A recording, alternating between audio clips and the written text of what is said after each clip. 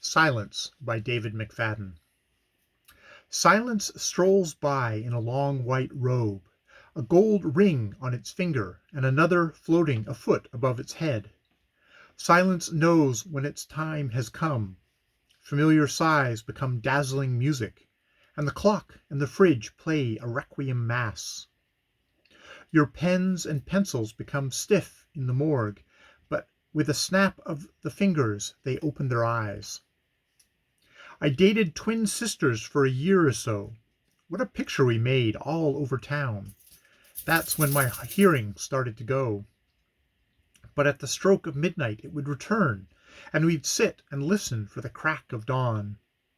I think I'm dying, but that's okay.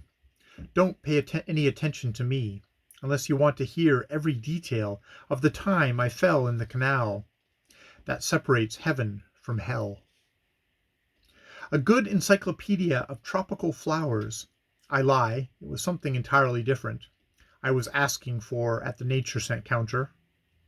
The librarian looked strangely bemused. Turns out I was scribbling down what she said in the margins of a library copy of Froissart.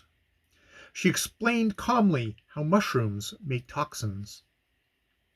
The judicial system's different in heaven.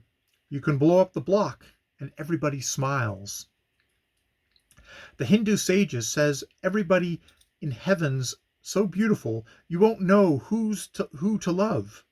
A little like high school, if memory serves. But the passion and excitement is much more silent. And with a divine sigh in every eye. Let's read that last sentence again. But the passion and excitement is much more silent, and with a divine sigh in every eye. No marital strife, no marriage, period. Heaven's a Nevada with better odds. We no longer have the energy to join in the bedlam. Isn't it awful how the young are so noisy? They block out all the little sounds that point their toadstools at our minds. The only adventures we're interested in now are the ones in books or our memory banks. And the adventure of sitting alone late at night, listening to this latest neighborhood gunfire, little sounds for silence delight.